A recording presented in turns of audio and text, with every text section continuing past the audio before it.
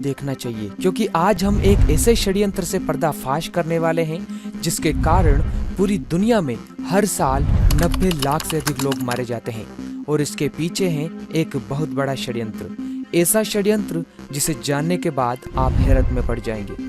दोस्तों, आप चौंक उठेंगे ये जानकर कि कैंसर का इलाज संभव है, मगर ये बात जानबूझकर हमसे छुपाई गई है।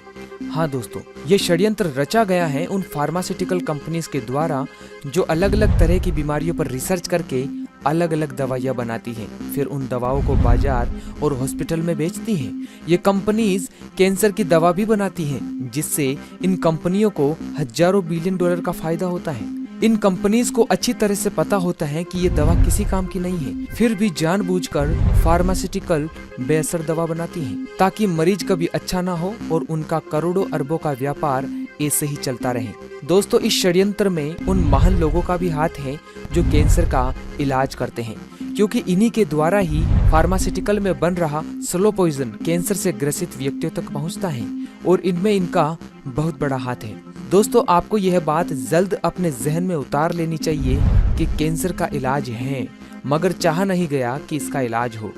हमारा शरीर कई प्रकार की कोशिकाओं से मिलकर बना है। जब ये कोशिकाएं अनियंत्रित तौर पर बढ़ती हैं और पूरे शरीर में फैल जाती हैं, तब यह शरीर के बाकी हिस्सों को अपना काम करने में रुकावट बनती है, जिससे उन हिस्सों पर कोशिकाओं का गुच्छा, गांठ या ट्यूमर बन जाता है। इसी अवस्था को कैंसर कहते हैं।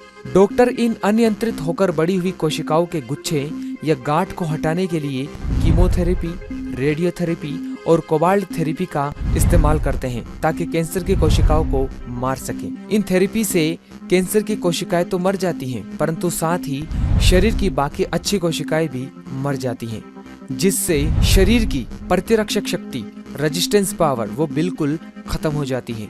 कीमोथेरेपी से व्यक्ति के शरीर के पूरे बाल उड़ जाते हैं और फिर धीरे धीरे समय निकालते निकालते रोगी मरता ही है, क्योंकि एक बार जब हमारे शरीर की कोशिकाएं मर जाती हैं तो उसे हमारा शरीर दोबारा नहीं बना सकता है। और ये बात कैंसर का इलाज करने वाले मसीहाओं को अच्छे से पता होती है। व्यक्ति कैंसर से नहीं मरता है, ध्यान दीजिए दोस्तों, बल्कि जो ट्रीटमेंट उसे दिया जाता है उससे उसकी मौत होती है। और ये बात स्वयं राजीव दीक्षित जी ने भी कही थी कि कैंसर से ज्यादा खतरनाक कैंसर का ट्रीटमेंट है। और ट्रीटमेंट क्या है वो हमने आपको बता दिया है। इतनी सारी दवाओं के बनने के बाद भी कैंसर जैसा रोग लाइलाज है। इसकी वजह सिर्फ यही है कि वह कभी चाहते ही नहीं कि कैंसर जैसा भयानक रोग कभी सही हो, इसलिए बेअसर दवाइयों का बनना जारी है। पर कैंसर का डर हमारे अंदर इस तरह से बिठाया गया है कि हम इसे लाइलाज मानते हैं। दोस्तों, कैंसर का इलाज संभव है, और केवल कैंसर ही नहीं बल्कि हर बीमारी का इलाज प्राकृतिक तरीके से संभव है। प्राकृतिक जड़ी बूटियों और पत्तों से आज भी कई जगहों पर कैंसर का इलाज किया जाता है। अभी हम आपको एक महात्मा से मिलवाते हैं। इनका नाम है श्री संत भगवान दास जी। ये चित्तौड़गढ़ के चंदेरिया रोड पर बिरला सीमेंट वर्क्स की लेबर कॉलोनी में बाबा घाट के नाम से प्रसिद्ध आश्रम में रहते हैं, और वहाँ पर ये कैंसर से पीड़ित व्यक्तियों का इलाज करते हैं। इनका कहना है कि किसी भी बीमारी का इलाज प्राकृतिक तरीके से किया जा सकता है, और उन्होंने कई लोगों के असाध्य रोगों को ठीक करके इस बात को सिद्ध भी किया है।